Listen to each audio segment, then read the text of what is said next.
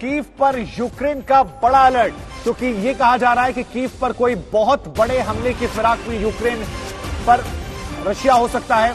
और क्योंकि वहां पर पिछले 3-4 दिनों से ना उस तरह से सायरन बज रहे हैं, ना हमले हो रहे हैं, ऐसे में यूक्रेन की तरफ से यह बड़ा दावा किया गया है कि कीव के अंदर रूसी कमांडो दस्ता भेजने की तैयारी में फिलहाल रूस है। रूस का वैगनर दस्ता यहां पर जा सकता है और यहां पर बर्बादी जो है वो मचाई जा सकती है। तो दो बड़ी खबरें, लेकिन सबसे बड़ी खबर फ्रांस के राष्ट्रपति का यू टर्न और उसके बाद कीव पर बड़े हमले की फिराक में यूक्रेन रूस, क्योंकि अगर ये कहा जा रहा है कि अगर कीव गिरता है तो ये मान लीजिए कि मोराल गिर जाएगा, क्योंकि राजधानी का गिरना मतलब देश की संप्रभुता पर एक बहुत बड़ी चोट। और ये माना जाता है कि अगर राजधानी गिर जाए तो शहर गिरने में या फिर कहें मुल्क गिरने में बहुत ज्यादा वक्त नहीं लगता।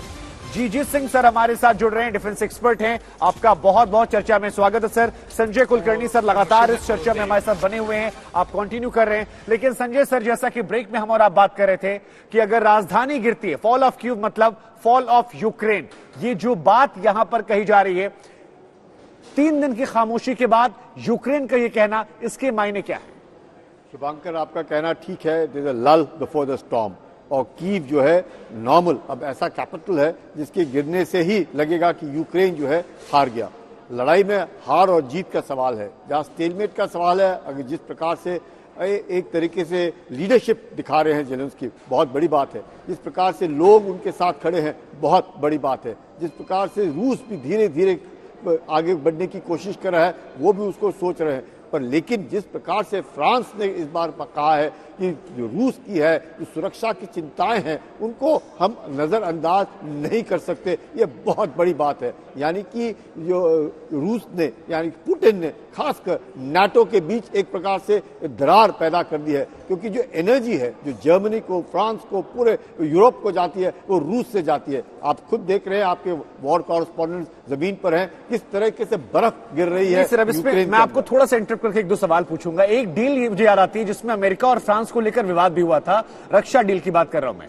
उसके बाद से फ्रांस और अमेरिका में थोड़ी तलखियां देखने को मिली थी। क्या नेटो में अगर ये डिवाइड होता है तो ये रूस के लिहाज से बहुत अच्छी खबर है? और दूसरा केस के मायने ये हैं कि जो सैंक्शंस लगाए गए उनका उल्टा असर भी हो रहा है, और क्योंकि ठंड से बचा नहीं जा सकता है, फ्रांस इस बात को समझ रहा है कि उसकी आवाम पर बड़ा असर होगा, इसलिए बड़ा बयान सामने आ रहा है सर। बिल्कुल बिल्कुल, कोई शक नहीं है।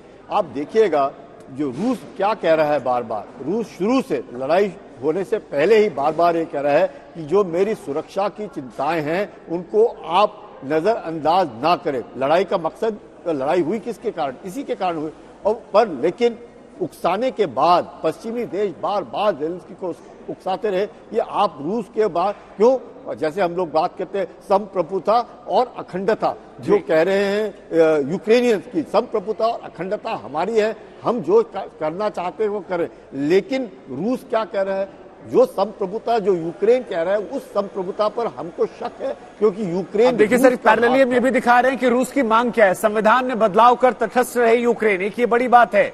दूसरी बात, क्रीमिया को रूसी क्षेत्र के रूप में मान्यता दी जाए, ये बहुत बड़ी बात है क्योंकि ये भी उसका हिस्सा था। लेकिन इसके बाद जो बात आती है डोनेत्स्क और लुहांस्क को लेकर आजाद देश माने जाए। जी sir, welcome to the show. और सवाल यही है कि जो ये शर्तें यहां पर रूस की तरफ से रखी गई हैं, क्या इसे मानने की स्थिति है? क्योंकि अब तो दिखाई पड़ रहा है कि नेटो में भी एकजुटता नहीं है। अगर फ्रांस ये स्टेटमेंट दे रहा है तो ये मोराल को लेकर भी एक बहुत बड़ी बात है, क्योंकि अब तक ये माना जा रहा था कि वेस्टर्न कंट्रीज सारी रूस के खिलाफ एकजुट हैं, हो सकता है कोई बड़ा एक्शन हो, लेकिन अब तो कई और देश भी इस बयान के बाद हो सकता है पीछे हटना शुरू हो जाएं। देखिए, ये जो आप दूसरा क्वेश्चन पूछा है फ्रांस के बारे में, पहले मैं इसके बारे में क्लैरिफाई करूंगा, क्योंकि जो ऑस्ट्रेलिया, जापान, इंडिया और यूएस, ये हमारा क्वाड है। क्या हुआ कि कुछ महीने पहले यूएस के कहने से ऑस्ट्रेलिया ने फ्रांस के साथ कॉन्ट्रैक्ट था सबमरीन बनाने का, तो वो कैंसिल कर दिया था। तो उसमें फ्रांस बहुत नाराज हुआ था यूएस से और ऑस्ट्रेलिया से कि ये आप लोगों ने मेरा जो कॉन्ट्रैक्ट था सबमरीन का, उसको क्यों कैंसिल किया। जो मन मोटाई थी